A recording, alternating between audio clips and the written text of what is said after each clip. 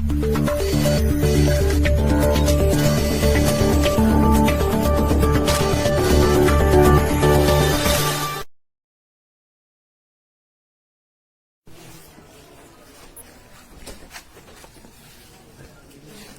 मकान किसका है भैया?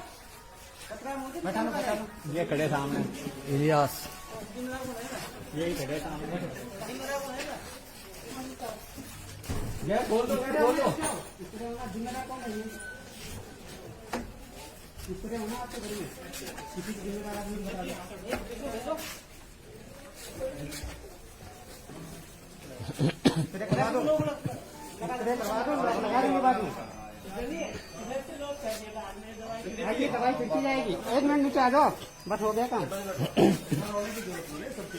दवाई के लिए भेजा जा रहा है, चल ना तो आपके बेटे के लिए है।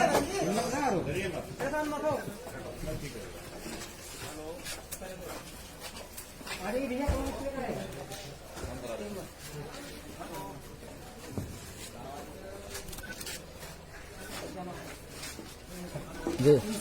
संविधान को बैठ जाओ,